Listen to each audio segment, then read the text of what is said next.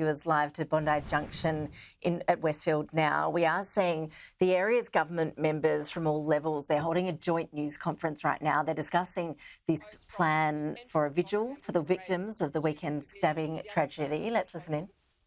And the parking at the back of the pavilion will also be closed. It's probably going to be cold, so we're asking people to rug up. But also, if people do want to have some kind of floral tribute, please don't bring it on Sunday. Bring it here to the mall, which is the official site.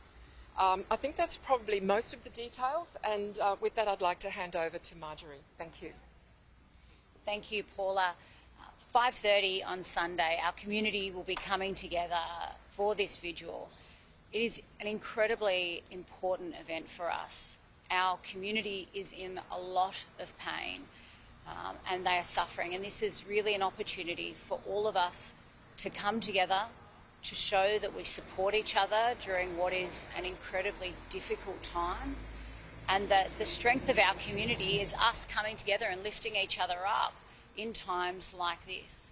So we're encouraging everyone to come, be there. It's going to be a family-friendly event. Everyone is welcome. Come, bring your candles, bring your friends. This is an important part of how we as a community can mourn together, can pay tribute to those that have been killed during what is a horrific incident. And it's for us to be able to demonstrate our support for each other as well. Sorry. So our community is still in a lot of pain. We are grieving, and we will continue to grieve for a long time. And so Sunday is going to be really important for the community to come together to pay tribute to those that lost their lives, to think about those who are still in hospital and in a lot of pain, and to understand that the whole community is still going through this trauma, and we need each other right now. We need to come together. We need to hold hands. We need to say we're all feeling this terrible pain, and we want to acknowledge those that are hurting right now.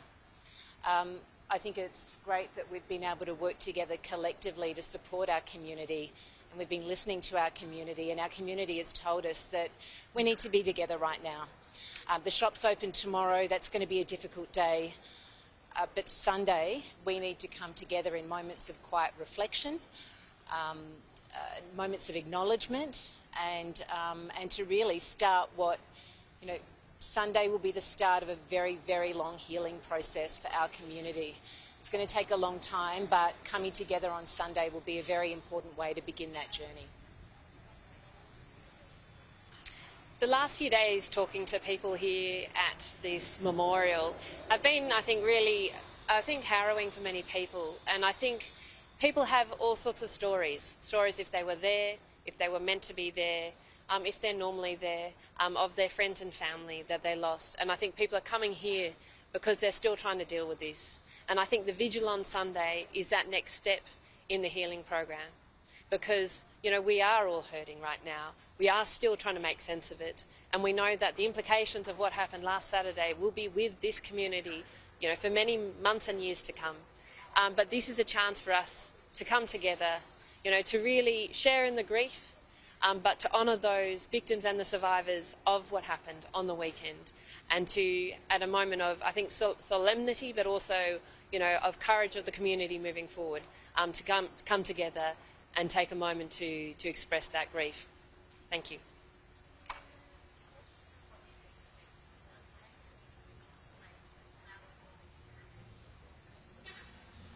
From 5:30.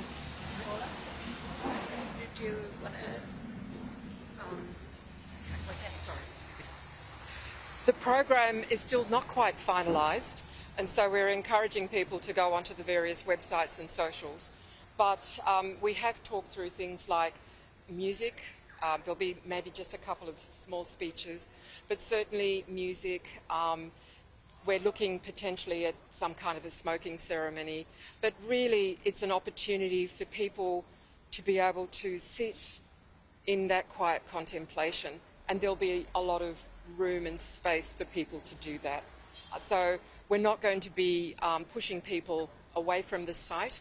so people can stay there. There will be security as well, and so people will be able to be there until about 6:30, something like that. So we think probably about an hour. But there will be more details released, and look out on the socials and on the website. Thank you. Of course, it's going to be, a lot of people coming. You've catered for security, but, people do still want confirmation and reassurance that it will be a safe space. Thank you. Yes, we're actually, and that's one of the reasons why we're closing off the access to the Queen Elizabeth Drive, which is where the park fronts, and that'll be closed from the Saturday night before. There will be quite a lot of security. Our officers have a lot of experience in these large events, because we could have 2,000-3,000 people to 20,000 people, so we just don't know how many people will want to come.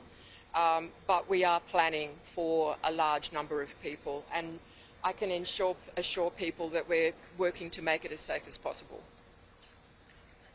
Also, just to make it very clear that all the tiers of government are working together on this. The safety and security of our community is at the utmost importance, and the New South Wales Police are working very closely with Waverley Council in terms of the logistics and running of this event, and it wouldn't be happening if we didn't think it would be safe.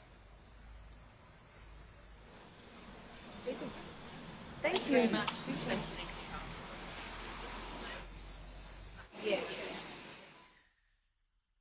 Local leaders, they're speaking live in Sydney, talking about this vigil that will be held at 5:30 p.m. on Sunday evening to remember the victims of the Bondi Junction Westfield horrific attacks on the weekend.